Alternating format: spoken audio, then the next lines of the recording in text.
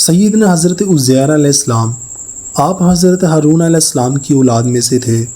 بنی اسرائیل کے انبیاء میں آپ کا شمار ہوتا تھا۔ قرآن کریم میں آپ کا ذکر آیا۔ آپ پوری تورات کے حافظ تھے۔ وقت نصر کا زمانہ تھا، اس نے بیت المقدس کو ویران کر دیا تھا۔ بنی اسرائیل کے بہت سے لوگوں کو قیدی کر لیا تھا، ان میں سے حضرت عزیر علیہ السلام بھی تھے۔ جب آپ ان کی قید سے چھوٹ کر آئے تو اللہ تعالیٰ نے آپ کو حکم دیا، یروشلم چلے جاؤ، ہم اسے دوبارہ آباد کریں گے۔ آپ یروشلم کی تباہی شدہ بستی کے کھنڈرات نظر آنے لگے۔ وہاں نہ کوئی مکان تھا، نہ مکانوں میں رہنے والے لوگ، بس تباہ شدہ آبادی کے کچھ نشانات تھے۔ لکھنے والے لکھتے ہیں کہ یہ شہر وقت نصر کے ہاتھوں 586 قبل مسیح تباہ ہو چکا تھا، یعنی حضرت عزیر علیہ السلام کی پیدائش سے 586 سال پہلے کی بات۔ بستی پر نظر پڑتے ہی حضرت عزیر علیہ السلام کے دل میں خیال پیدا ہوا، یہ شہر اللہ تعالیٰ کس طرح دوبارہ آباد کرے گا۔ اس خیال کا آنا تھا کہ اللہ تعالیٰ کے حکم سے مالک الموت نے وہی روح قبض کر لی۔ آپ جس گدھے پر سوار تھے وہ بھی وہیں مر گیا۔ آپ 100 سال تک اسی جگہ پڑے رہے۔ اتنی مدت تک آپ پر کسی کی نظر نہ پڑی۔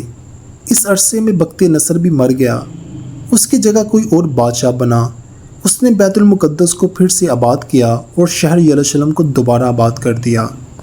پھر 100 سال گزرنے پر حضرت عزیر علیہ السلام کو زندہ کیا گیا۔ اس 100 سال کی مدت میں آپ کا کھانا ویسا کا ویسا رہا، نہ وہ سرا نہ وہ گلا، نہ اس کے رنگ اور ذائقے میں فرق آیا۔ زندہ کیے جانے کے بعد اللہ تعالیٰ نے آپ سے پوچھا کہ آپ کتنی مدت اس حالت میں رہے، تو آپ نے جواب دیا، میں 1 دن رہا ہوں گا یا پھر 1 دن کا کچھ حصہ۔ تو اللہ تعالیٰ نے فرمایا، نہیں بلکہ آپ اس حالت میں 100 سال تک تھے۔ حضرت عزیر علیہ السلام پر جب موت طاری ہوئی تھی تو اس وقت اشراق جیسا وقت تھا، اور جب زندہ کیے گئے تو سورج غروب ہو رہا تھا۔ اس سے حضرت عزیر علیہ السلام سمجھے کہ 1 دن یا اس سے کچھ کم وقت آپ پر مسلط ہوگا۔ پھر مردہ ہونے سے پہلے آپ کو جو خیال آیا تھا وہ آپ کو اللہ تعالیٰ نے اس کا جواب دیا، اور آپ سے کہا گیا، اپنے مرے ہوئے گدھے کو دیکھیں، اس کی ہڈیاں بکھری پڑی تھی۔ آپ نے ان بکھری ہڈیوں کی طرف دیکھا۔ اللہ تعالیٰ نے انہیں جمع ہونے کا حکم دیا۔ پہلے ہڈیاں آپس میں جڑیں، پھر ان پر گوشت ڈرا، کھال آ گئی، اس کے ساتھ ہی اس میں جان بھی آ جاتی ہے۔ وہ دوبارہ زندہ ہو کر اپنی آواز سے شور مچانے لگتا ہے۔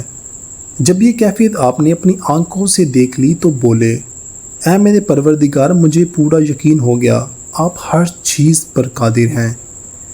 یعنی یقین پہلے بھی تھا، اب مشاہدے کے بعد وہ یقین پختہ ہو جاتا ہے۔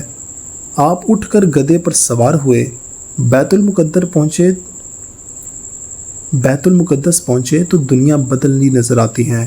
100 سال پہلے جو آپ نے صورتیں دیکھی تھی ان کی جگہ ہی صورتیں نظر آئیں، دنیا ہی بدلی نظر آتی ہے۔ آپ نے لوگوں سے اپنا تعارف کروایا، ان سے فرمایا، میں اللہ کا نبی عزیر ہوں۔ اپنے بارے میں آپ نے انہیں تفصیل سے بتایا۔ انہیں یقین نہ آیا۔ وقت نصر نے جب وہاں تباہی مچائی تھی تو بنی اسرائیل کی کتابوں کو بھی جلا کر راکھ کر دیا تھا، یہاں تک کہ انہوں نے تورات کو بھی نہیں چھوڑا تھا۔ لہٰذا آپ کی بات سن کر بولے، 100 سال بعد مردہ عزیر کہاں سے آ گیا؟ اگر آپ واقعی نبی ہیں تو تورات سنا دیں۔ اب چونکہ آپ تورات کے حافظ بھی تھے اس لیے فوراً سنا دیں۔ تب لوگوں کو یقین آیا کہ آپ اللہ کے نبی تھے۔